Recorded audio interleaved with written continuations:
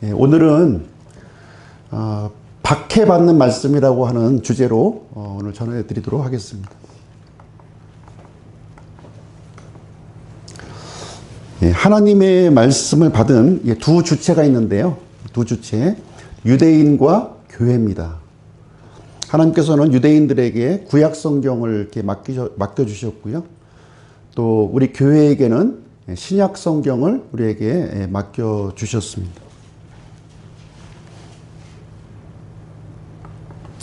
하나님께서 이렇게 그 진리의 말씀을 이렇게 나타내셨을 때 사탄은 그것을 공격합니다. 과거에도 마찬가지고요.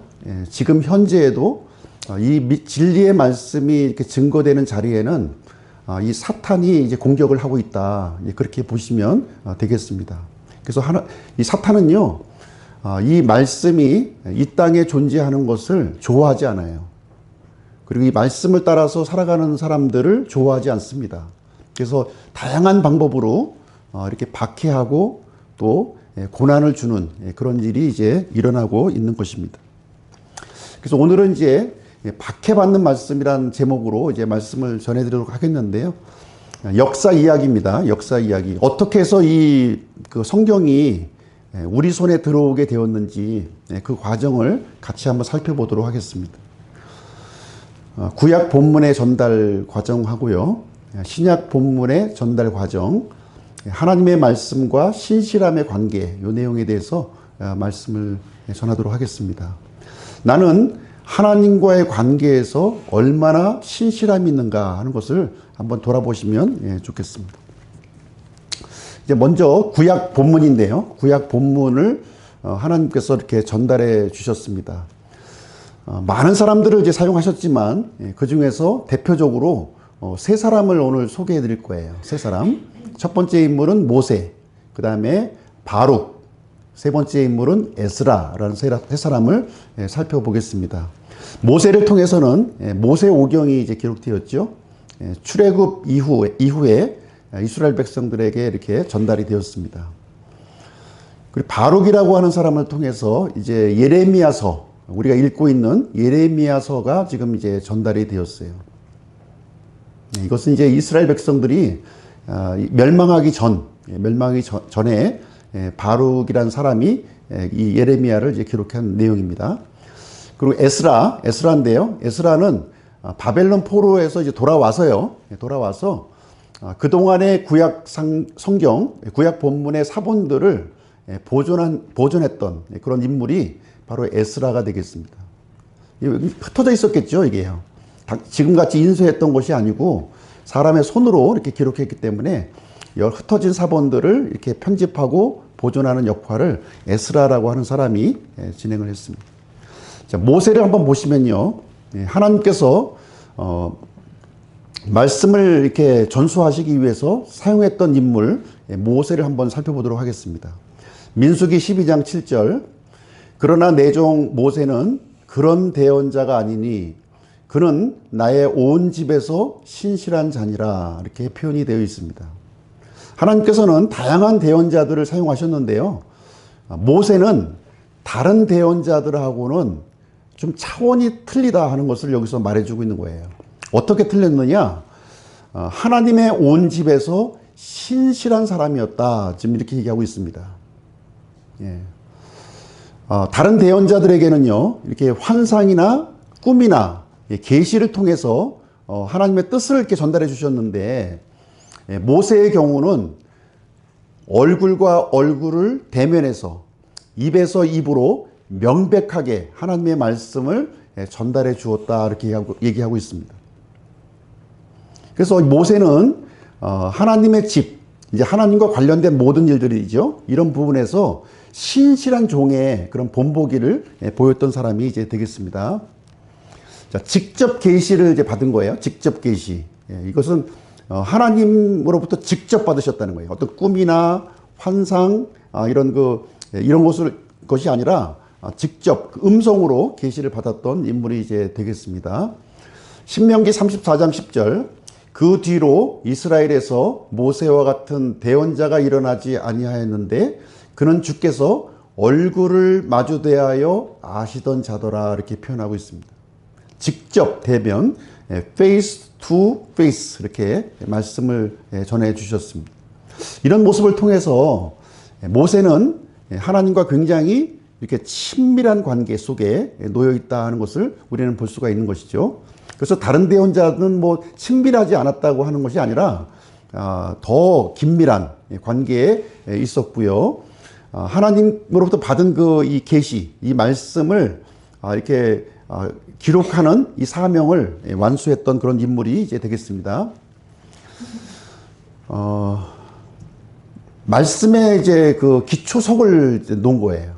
모세를 통해서 모세 오경이 이제 기록되었는데요. 이것은 성경의 기초에 해당되는 그런 부분이 이제 되겠습니다. 그 위에 역사서가 기록되었고 또 대언서가 이렇게 기록이 이제 되었습니다. 두 번째 인물은 바룩이에요. 바룩. 예레미야의 서기관이었는데요. 예레미야는 하나님의 말씀을 선포했고요. 그 선포된 말씀을 기록했던 사람이 누구냐? 바룩이라고 하는 이 서기관이었다는 겁니다. 이 바룩. 이에 예레미야가 네리야의 아들 바룩을 부르매 바룩이 주께서 예레미야에게 말씀하신 그분의 모든 말씀들을 그의 입에서 받아 두루마리 책에 기록하니라 이렇게 되어 있습니다. 하나님께서는 예레미야에게 말씀하셨어요. 또 예레미야의 말을 들어서 누가 기록했습니까? 바룩이 기록했다 이렇게 얘기하고 있습니다. 그래서 이 예레미야로 또 받은 이 하나님의 말씀을요, 당시 이제 여호야김이라고 하는 왕 앞에서 낭독을 합니다. 목숨을 걸고. 그래서 왕은 여호야김이라는 이 왕은요, 하나님의 말씀에 신실하지 않았던 사람이에요. 그래서 이것을 이제 그 나이프로 이게 하나님의 말씀을 찢어가지고 불타는 화로에 집어넣었던 그런 사람입니다. 그럼에도 불구하고요, 이 바룩이라고 하는 사람은 말씀을 기록하는 이 사명을 신실하게 이렇게 완수하고 감당했던 그런 인물이 이제 되겠습니다. 말씀에 대한 사명감이 이렇게 있었던 거예요. 어떤 사명감이냐? 이 바룩은 하나님의 말씀을 무겁게 받아들인 겁니다. 무겁게. 그리고 그 받은 말씀을 그 모든 말씀이라고 되어 있거든요. 모든 말씀을 바르게 필사하고 전달했다. 자신의 어떤 생각이나 어떤 그 감정을 집어넣지 않고 예레미야로부터 들은 그 말씀을 단어 하나하나를 그대로 지금 전달을 했습니다. 그리고 이 말씀으로 인해서 고난받는 것을 두려워하지 않았습니다. 죽을지도 모르는 상황이었어요. 그러나 그 왕 앞에서 그 말씀을 이렇게 모든 신료들이 있는 자리에서 낭독을 했습니다. 그리고 이 하나님의 말씀을 어떤 자신의 어떤 어떤 성공의 수단, 잘 되기 위한 수단으로 삼았던 것이 아니라 목적으로 삼았다는 거예요. 말씀 자체를 이렇게 목적으로 삼았습니다. 그래서 이 말씀이 예레미야로부터 이 선포된 이 말씀은 금방 없어지잖아요. 그렇죠? 시간이 지나면. 그 당시에 있던 사람은 들을지 모르지만 다른 장소, 다른 시대에 살았던 사람은 들을 수가 없었던 거죠. 그러나 이 바룩이라고 하는 이 인물을 통해서 그 다음 세대로 전달하려는 그 사명감, 책임감을 갖고 있었던 인물이 바로 이제 바룩이었다는 겁니다. 포기하지 않는 믿음을 이제 우리가 발견할 수가 있는데요. 포기하지 않는 믿음 한번 보겠습니다. 이에 예레미야가 다른 두루마리를 가져다가 네리야의 아들 서기관 바룩에게 주매 그가 유다 왕 여호야김이 불에 태운 그 책의 모든 말씀들을 예레미야의 입에서 받아 그 안에 기록하고 그 외에도 그와 같은 말씀들을 그것들에 많이 더하였더라. 처음에 예레미야를 통해서 전해진 이 말씀은요, 여호야김이 쫙쫙 찢어가지고 다 태워버렸어요. 그랬을 때 예레미야는 다른 두루마리를 바룩에게 전달해 준 거예요. 그랬더니 다시 전에 기록된 그 말씀을 다시 이렇게 기록을 했고요. 그 말씀만 기록한 것이 아니라 하나님께서 주신 또 추가된 말씀, 그것까지도 더 기록했다는 거죠. 이전의 말씀보다 더 풍성한 말씀을 이렇게 기록했고, 그 예레미야의 기록이 이 바룩이라고 하는 이 사람 서기관을 통해서 지금 이 시간 우리에게 전달이 되어진 것입니다. 참, 이렇게 목숨을 걸고 이 하나님의 말씀을 기록하려고 했던 이 사람이요, 이 바룩에게 하나님께서는 위로를 주셨어요. 위로. 어떤 위로를 해주셨느냐? 이 바룩의 생명을 보호해 주시겠다고 하는 그 위로의 말씀을 여기 이제 해주시고 있습니다. 제가 한번 예레미야 45장 5절 말씀 읽어드리겠습니다. 내가 너 자신을 위해 큰 일들을 구하느냐? 그것들을 구하지 말라. 보라, 내가 모든 육체에게 해악을 가져오리라. 그러나 내가 가는 모든 곳에서 내가 내 생명을 내게 탈취물로 주리라. 주가 말하노라. 이렇게 기록이 되어 있습니다. 지금 그 예레미야가 하나님의 말씀을 이렇게 기록하고 있는 것은 자신의 성공과 번영을 위해서 기록하는 것이 아니라는 거예요. 하나님께서 그렇게 하지 말라고 그랬어요. 하나님의 말씀을 자신의 이름을 이렇게 알리고요, 사람들에게 알리고 어떤 성공하기 위해서 하나님의 말씀을 사용하지 말라고 했던 거예요. 예. 그러면서 이 말씀으로 인해서 이런 이 재앙, 이런 핍박, 박해가 일어날 것을 이제 말씀하셨는데요. 그럼에도 불구하고 그런 박해가 있겠지만 이 바룩의 생명을 하나님께서 보호해 주신다, 이 얘기를 해주고 있는 거예요. 내가 내 생명을 내게 탈취물로 주리라 하는 이 말은, 이 전쟁을 하게 되면 노량물을 취하지 않습니까? 노량물처럼 그것을 보존해 주겠다, 생명을 보존해 주겠다, 이런 약속을 이 바룩에게 해 주시게 되었습니다. 자, 세 번째 인물 한번 보실게요. 세 번째 인물은 포로기 이후에 이스라엘 백성들이 바벨론에서 돌아왔을 때 이제 말씀을 맡았던 서기관이 되겠습니다. 에스라예요. 에스라. 예. 자, 에스라는 당시 이제 이스라엘의 상황을 보시게 되면 전쟁이 이렇게 많이 일어났고요. 나라가 망가진 거예요. 그러다 보니까 하나님의 말씀이 이렇게 흩어지게 되었습니다. 흩어지게 되었어요. 네, 그래서 그 흩어진 사본들을 이렇게 정리하고 편집하는 그 일을 했던 인물이 이제 되겠습니다. 그래서 율법의 이 사본들, 율법의 사본들을 이렇게 보존하는 그런 일을 이제 진행했습니다. 그래서 이 에스라라고 하는 사람을 통해서 지금 우리 구약 성경이 오늘날 우리에게 전달이 된 거예요. 예. 그래서 이 에스라는 어떤 사람이었냐? 하나님의 말씀을 사랑하고 또 연구하고 실행하며 가르쳤던, 자신만 알았던 것이 아니라 그 말씀을 백성들에게 이렇게 가르쳤던 그런 인물이 이제 되겠습니다. 만약에 에스라가 없었다면요, 우리는 구약 성경을 우리는 볼 수 없었을 것입니다. 자, 에스라가 가졌던 말씀의 태도를 한번 보실게요. 말씀의 태도를 보시게 되면 에스라 7장 10절 굉장히 유명한 구절이에요. 이것은 이제 암송해도 좋은 구절이 되겠습니다. 이는 에스라가 주의 율법을 구하고 그것을 행하며 이스라엘에서 법규들과 판단의 규범들을 가르치려고 자기 마음을 예비하였기 때문이더라. 그래서 이 에스라의 태도를 네 가지로 지금 함축해서 우리에게 설명해 주고 있죠. 말씀을 연구했다는 거예요. 말씀을 사랑하고 연구했다. 두 번째는 그 연구했을 뿐만 아니라 그 말씀을 실천하는 사람이었어요. 실천하는 사람이었고, 그리고 세 번째는 그 말씀을 가르치는 사람이었고요. 그리고 네 번째로 그 말씀을 자기 마음의 한 중심에 두고 삶의 기준, 인생의 기준으로 이렇게 삼았다 하는 것을 지금 이제 얘기해 주고 있습니다. 그래서 이 에스라는요, 말씀 사역자의 그러니까 본보기를 보여주고 있는 거죠. 본보기를 보여주고 있는 거예요. 그래서 여기 보시게 되면 이렇게 그들이 하나님의 율법책의 말씀들을 명료하게 낭독하고 의미를 알려주어 백성이 그 낭독한 것을 이해하게 하니라, 이렇게 하고 있습니다.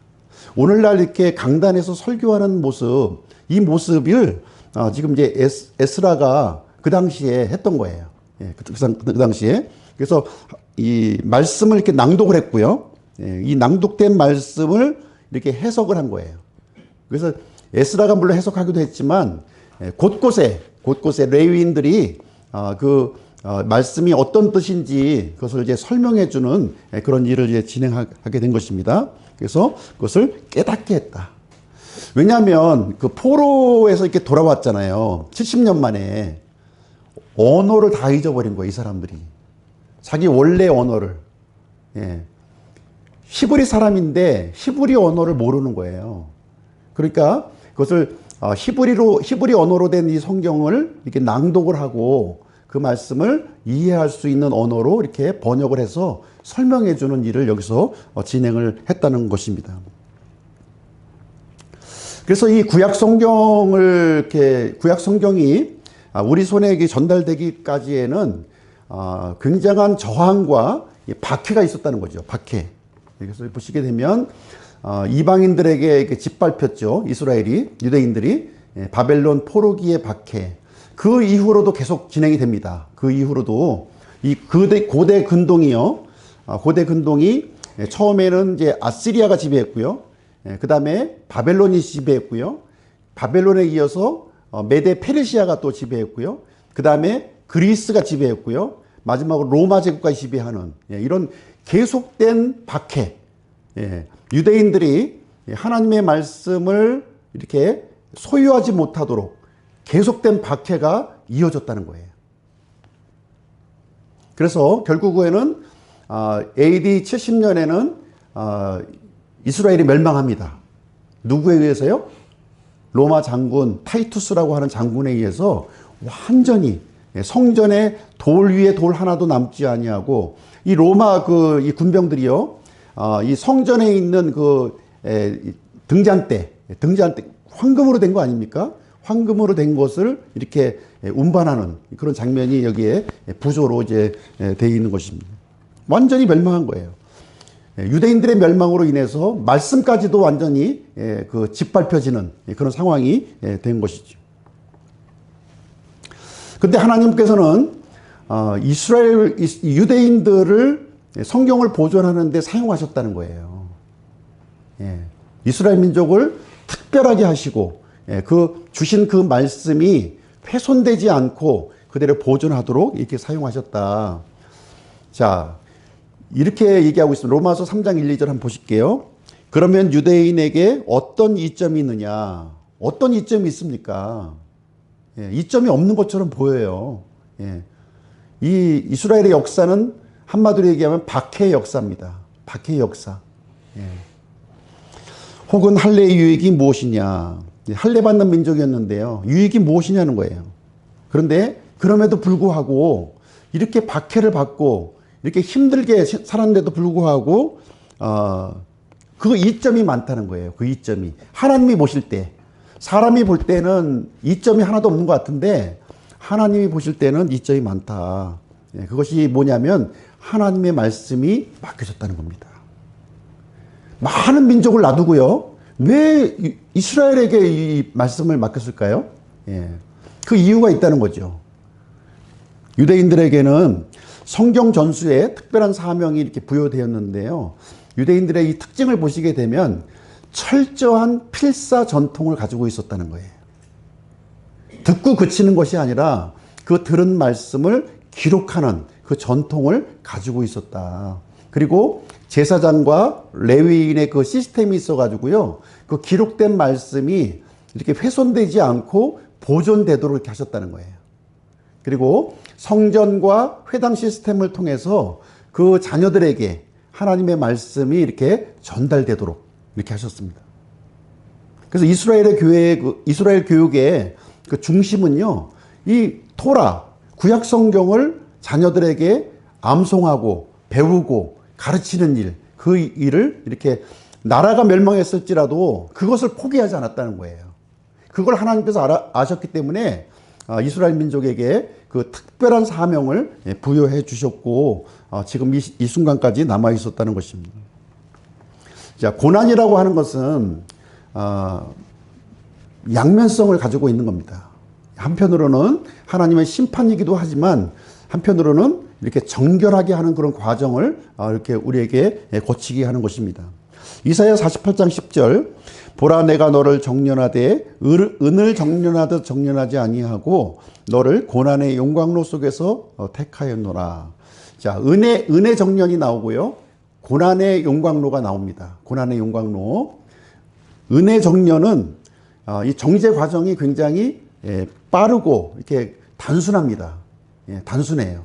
그런데 이 금이라든가 좀 고급 금속의 경우는 정제 과정이요 굉장히 혹독하고 오래 걸린다는 거예요. 그래서 이스라엘 민족에게 이렇게 많은 이 박해와 핍박이 일어났는데요. 그것을 하나님께 주신 이유는 뭐냐면 하나님의 말씀을 이렇게 순수하게 순수한 말, 오염되지 않고 순수하게 보존하도록 하기 위해서 이것을 허락하셨다는 내용이 이제 되겠습니다. 그래서 마침내 구약 본문이 완성이 됩니다. 구약 본문. 성경이 완성된 게 아니에요. 구약 본문이 완성된 겁니다. AD 90년, AD 70년에 그 이스라엘이 멸망했다고 그랬잖아요. 성전도 파괴되었고 이스라엘이라는 나라가 없어진 거예요. 그로부터 20년 후 AD 90년에 야분의 공회의라고 하는 회의가 열립니다. 야분의 공회의는요, 랍비들의 공동체예요. 랍비들의 공동체가 이제 나라도 잃고 성전도 없어졌는데 어떻게 하면 좋겠냐. 하나님의 말씀이라도 우리가 이게 붙들어야 되겠다 하는 그런 이 생각을 가지고 회의를 열게 됩니다. 회의를 열어서 공식적으로 의논을 하는 거예요. 그래서 유대 전통의 본문을 확정합니다. 지금 우리가 갖고 있는 이 구약 성경 목록 있잖아요. 이것을 확정을 줘요. 그래서 이것을 이제 어떻게 표현하냐면 마소라 벤카인 본문이라고 부르는 거예요. 이것이 공인 본문이에요. 공인 본문. 공인 본문이고 이 유대인들에게 공식적으로 수용된 본문이 바로 마소라 벤카인 본문입니다. 킹제임스 성경은 어느 본문을 따랐을까요? 우리가 사용하는 킹제임스 성경. 킹제임스 성경의 구약 성경은 마소라 벤카인 본문을 번역을 한 거예요. 근데 개역 성경은 마소라 벤카인 본문을 번역했을까요? 아닙니다. 다른 본문을 번역했어요. 다른 본문. 그거 나중에 알려드리도록 하겠습니다. 그래서 신실한 유대인, 하나님의 주권과 섭리를 통해서 이 말씀을 보존하셨고요. 이 말씀을 보존하는 일에 누구를 사용하셨냐면 신실한 유대인들을 사용하셨다는 거예요.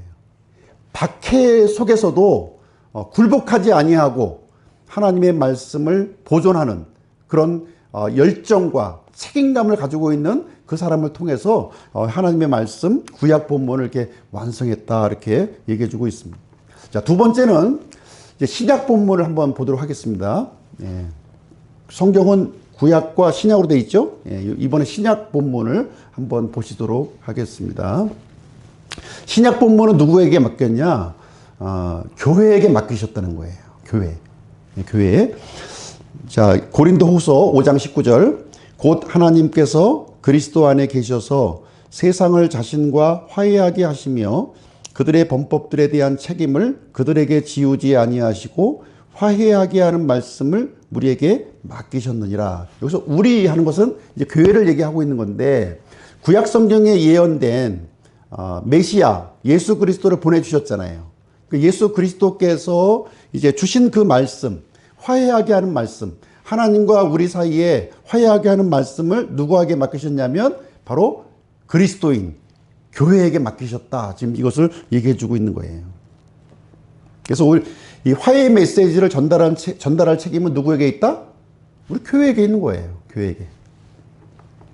그래서 오늘은 신약 본문의 전달자가 많이 있는데요. 많이 있지만 그 중에서 대표적으로 세 사람만 언급을 하도록 하겠습니다. 첫 번째 인물은 누가, 복음서를 기록했죠. 누가복음. 두 번째 인물은 바울. 로마서 외에 13권을 기록했습니다. 14권을 기록했다는 얘기예요. 그 다음에 요한, 사도 요한, 복음서와 요한계시록 마지막 책을 이렇게 기록했는데 이 세 인물에 대해서 한번 보시도록 하겠습니다. 첫 번째 인물은 누가예요. 누가의 이름이 누가입니다. 예. 좀 썰렁한 계획인데. 누가복음 1장 3, 4절 한번 볼게요. 모든 일을 맨 처음부터 완전히 이해한 나도 데오빌로 각하 당신에게 차례대로 써서 알리는 것을 좋게 생각하였으니 이것은 각하에게 이미 설명된 그 일들이 확실함을 각하께서 아시게 하려 함이니이다. 예수님의 이 생애를요, 예수님의 생애를 누가라고 하는 이 인물은 데오빌로 각하에게 편지 형식으로 이렇게 기록을 했는데 모든 일의 그 순서를 가지고 차례대로 이렇게 세밀하게 기록하였다 이렇게 얘기하고 있습니다. 이 누가는요 역사가였고 그 다음에 의사였습니다. 그래서 누가복음과 사도행전 두 권의 책을 기록했는데요. 분량은 거의 신약 성경의 절반이에요. 예, 굉장히 긴 분량입니다. 그래서 누가는 말씀에 대한 철저한 연구를 했고요. 사명감을 가지고 이 본문을 기록했던 인물이 이제 되겠습니다. 누가가 가졌던 말씀의 태도를 한번 보시게 되면요. 이렇게 말씀을 깊이 연구했고요. 오늘날 우리에게도 적용될 수 있는 태도가 되겠습니다. 말씀을 논리적으로 기록한 거예요. 논리적으로, 체계적으로 기록했다는 겁니다. 세 번째는 근거를 분명하게 제시했다는 거예요. 근거를 제시했고, 그리고 말씀으로 믿음을 굳건히 세우려는데 그 목적을 두고, 어떤 막연하게 이렇게 글을 쓴 것이 아니라 이 목적이 있었다는 거죠. 기록한 목적을 가지고 있었다는 것이 되겠습니다. 그래서 누가는 하나님의 말씀을 땅끝까지 전하는데 핵심적인 역할을 감당했던 사도 바울과 이 전도 여행을 함께 이렇게 마지막 순간까지 바울이 옥에서 순교하던 순간까지 이 곁에서 지켰던 그 인물이 바로 누가였어요. 누가. 자, 두 번째 인물은 바울입니다. 바울이라고 하는 사람입니다. 바울은 하나님의 말씀에 대해서 어떤 태도를 가졌는지 한번 보겠습니다. 사도행전 20장 24절이에요. 내가 나의 생명을 내게 귀한 것으로 여기지 아니하노니 이것은 내가 나의 달려갈 길을 기쁨으로 끝마치고 주 예수님에게서 내가 받은 사역 곧 하나님의 은혜의 복음을 증언하는 일을 기쁨으로 끝마치려 함이라. 자신의 전 생애를 예수님으로부터 받은 이 말씀을 이렇게 증언하는 일에 기쁘게 드렸다는 거예요. 기쁘게 드렸다는 겁니다. 자기 생명보다 더 소중하게 하나님의 말씀을 기록했기에 지금 14권의 그 신약 성경 본문이 우리 손에 지금 들려져 있는 것입니다. 자, 바울의 그 전도 여행을 이렇게 보시게 되면요. 1차, 2차, 3차에 걸쳐서 이 당시 로마 제국 전역을 이렇게 지금처럼 이제 그 자동차나 비행기를 타고 이제 움직였던 것이 아니라 걸어서 배를 타고 이렇게 이동을 했습니다.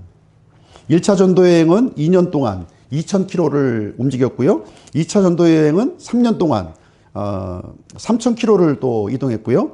3차 전도여행은 4년 동안 5,000km. 그러면 총 몇 킬로입니까? 거의 10,000km예요. 10,000km. 그러니까 지구의 4분의 1, 지구 둘레가 45,000km잖아요. 4분의 1을 걸어서 배로 이렇게 이동하면서 유람한 게 아니라 하나님의 말씀을 증언하는 일을 죽음도 무릅쓰고 이렇게 했다는 겁니다. 바울이 가졌던 말씀의 태도를 보시게 되면요. 말씀을 최우선의 가치로 여겼어요. 그리고 이 말씀이 구원의 능력을 준다고 하는 것을 확신을 했습니다.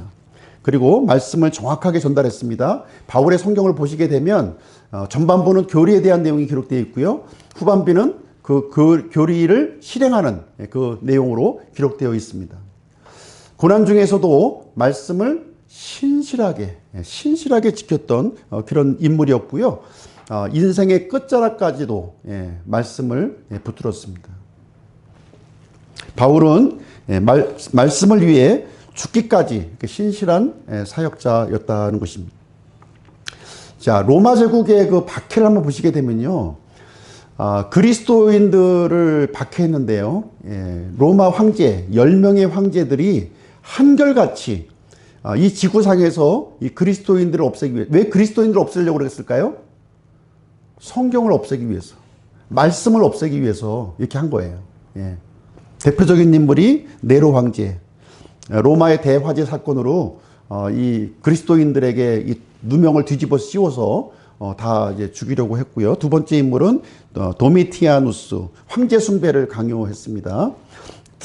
트라이아누스 황제, 이 기독교를 불법 종교, 사이비 종교로 이렇게 간주를 했고요. 마르크스 아우렐리우스 황제라는 사람은 성경을 소지해서는 안 된다. 성경을 불태우고 가진 사람들을 고문하고 그런 일을 했습니다. 데키우스 황제는 점점 이 박해의 규모가요, 점점 거세지는 거예요. 로마 이 네로 황제의 박해는 부분적인 박해였고요. 아주 뭐 대규모 박해를 이렇게 실행하게 됩니다. 발레니우스 황제 같은 경우는 이 기독교가 이 로마 제국의 위협이 되는 그런 요소가 된다고 해서 아주 그냥 싹을 없애버리려고 아주 이 박해 강도가 얼마나 심각했는지 우리는 이제 영화라든가 뭐 그런 걸 통해서 지금 짐승의 밥을 만들었잖아요. 군중들을 몰아놓고. 이런 박해 가운데서도 이 신약 본문이 완성이 됩니다. 박해가 아무리 거셌지만 그래도 하나님의 말씀은 훼손되지 않고 사라지지 않고 완성이 됩니다. 397년 카르타고 공의회를 통해서 현재 우리가 갖고 있는 27권의 신약 성경 본문이 확정이 돼요. 하나님의 말씀으로 확정이 됩니다. 신실한 그리스도인들을 통해서 이 박해에도 불구하고 신약 성경의 본문이 이렇게 우리 손에 보존이 되었습니다. 그래서 성경 말씀은요, 이 하나님의 말씀은 하나님의 주권과 섭리를 통해서 보존이 되지만 하나님은 누구를 사용하셨다고요? 신실한 사람을 사용하셨다는 겁니다. 모든 구원받는 사람들이 모두 신실한 건 아니에요. 그 중에서 신실한 사람을 통해서 하나님의 말씀을 맡기셨고요. 그 말씀이 이렇게 이어졌다고 하는 것이 되겠습니다. 여러분 같으면 누구와 함께 일을 하고 누구와 함께 하시겠습니까? 신실한 사람하고 함께 하셔야 돼요. 신실한 사람. 그 사람은 변하지 않는 사람이에요. 한번 약속한 것을 절대로 어기지 않고, 자기 생명의 위협이 생기더라도 그래서 지킬 수 있는 사람이 바로 신실한 사람들인데요. 이 공통된 특징이 있는 거예요. 하나님의 말씀을 맡은 사람들이 구약 본문도 그렇고 신약 본문도 그렇고 이 신실한 사람을 하나님은 보셨고요. 그 사람을 통해서 말씀을 맡기셨고 이렇게 지금까지 이어졌다는 것이 되겠습니다. 그래서 오늘 읽었던 본문 말씀 디모데후서 2장 9절 말씀에 보게 되면 이 복음으로 인해 이 하나님의 말씀으로 인해 내가 악을 행하는 자처럼 죄인처럼 매이는 데까지 고난을 당했다 이렇게 하는 거예요. 사도 바울이 뭐 잘못해서 이렇게 감옥에 들어간 것이 아니라 이 복음 때문에 하나님의 말씀을 소유했다는 것 때문에 고난을 당했다. 그럼에도 불구하고 이 하나님의 말씀은 매이지 않았다는 거예요.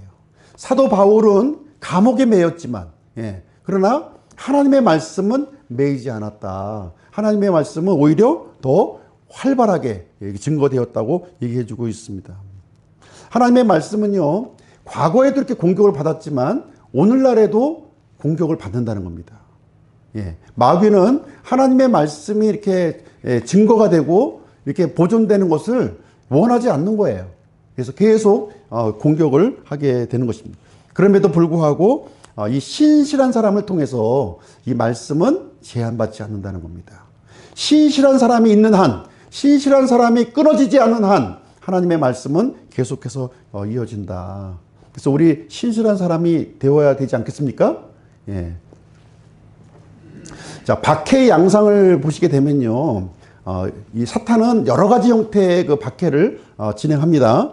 이렇게 물리적인 박해도 있고요, 사상적인 박해도 있고, 문화적인 박해도 있고요, 또 이렇게 영적인 박해가 이렇게 있어요. 아주 다양해요. 다양한 모습으로. 목적은 하나예요. 목적은 말씀을 없어지게 하는데 온 총력을 다 기울이고 있다고 하는 것이 되겠습니다. 자, 그래서 마지막으로 말씀과 신실함의 관계에 대해서 이제 말씀을 좀 드리도록 하겠습니다. 자, 여기 보시면 시편 101편 6절인데요.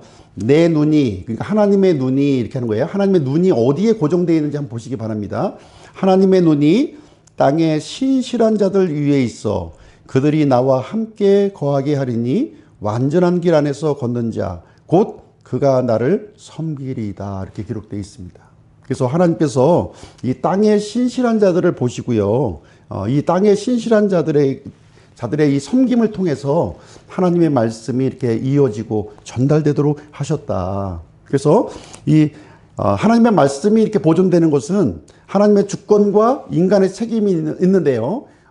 그 중간에 신실함이 있다는 거예요. 신실함.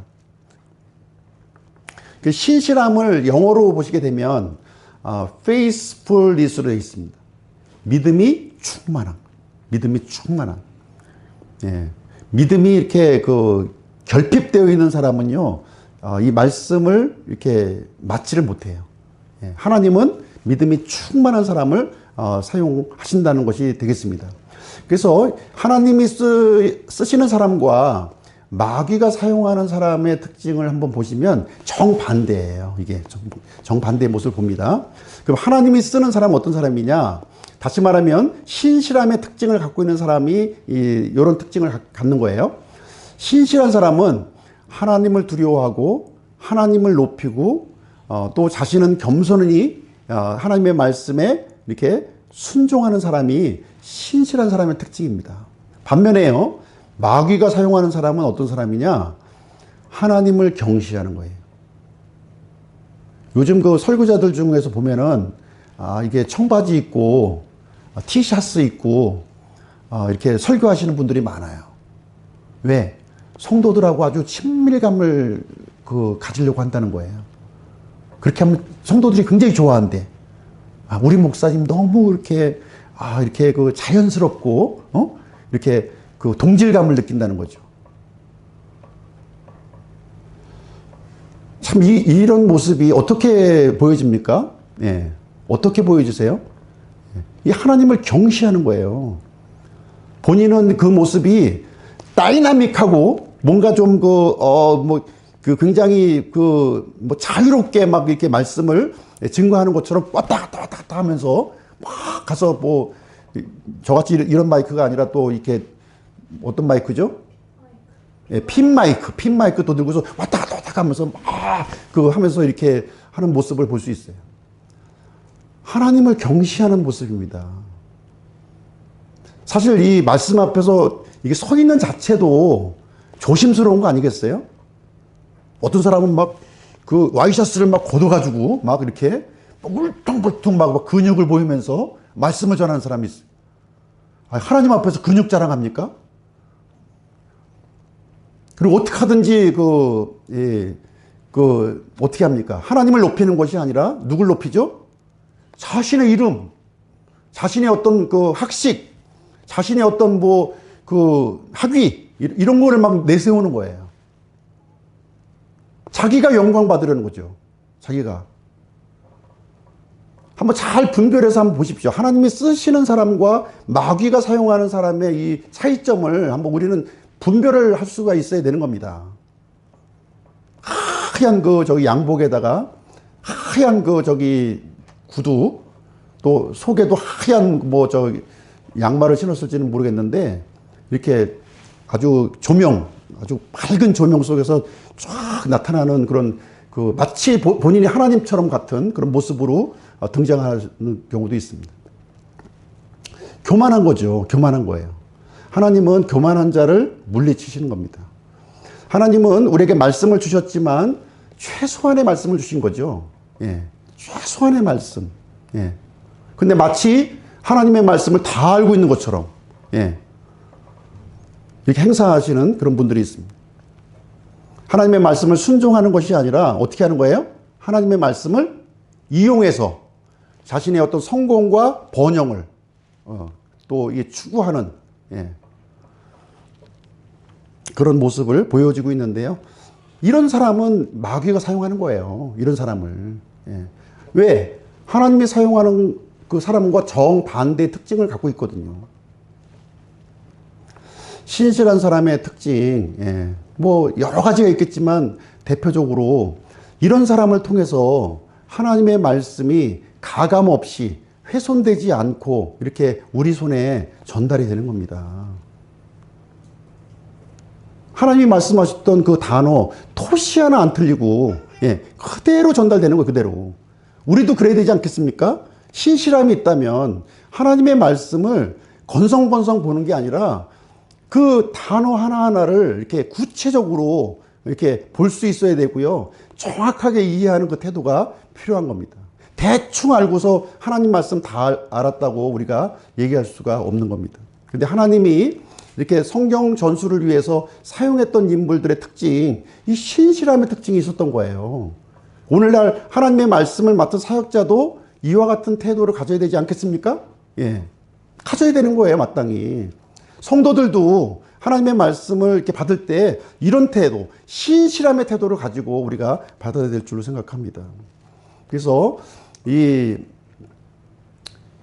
위선자의 특징이 바로 이제 이런 모습이에요. 위선. 겉과 속이 다른 거죠. 겉으로는 하나님의 영광, 속으로는 자기의 입속을 챙기는 거예요. 예, 챙기는 모습. 악용하는 거죠. 선용하는 것이 아니라 악용하는 겁니다. 이런 경우는 하나님의 말씀을 어떻게 하냐면 자기 입맛대로 바꿉니다. 이제 표현상으로는 이해를 돕기 위해서라는 말을 하는데 실상은 말씀을 이렇게 훼손하고 오염시키는 것을 주저하지 않습니다. 굉장히 가볍게 여기는 거예요. 이 말씀 뭐 단어 없어도 돼. 이 말씀 보면 되지 하면서 있는 그대로의 말씀을 보는 것이 아니라 대충 포장된 말씀, 듣기 좋은 말씀, 편한 말씀으로 이렇게 편집을 해서 이렇게 증거를 하게 됩니다. 하나님의 말씀은 있는 그대로 보는 거예요. 우리가 왕의 명령을 받았다고 생각해 보세요. 있는 그대로 봐야지. 그 말씀을 자기 식대로 아전인수격으로 해석해서 전달하는 것은 이것은 그 잘못된 행위라는 것이죠. 그래서 말씀의 3단계 적용을 보시게 되면 말씀을 사모하라. 예, 사모하는 마음이 있어야 돼요. 하나님께서 감추어진 이 신비를 아는 방법은 인간의 그 지혜와 노력으로는 알 수가 없습니다. 한 번 들은 말씀 가지고 어떻게 다 알아요. 예. 그래서 말씀을 갈급해하고 절박한 마음으로 말씀을 붙들어야 되는 것입니다. 두 번째는 그 말씀을 지켜내야 돼요. 내가 그 말씀을 받았다면 지켜내야 됩니다. 왜 그렇습니까? 진리가 계속해서 왜곡되고 타협되고 있는 시대에 우리가 살고 있잖아요.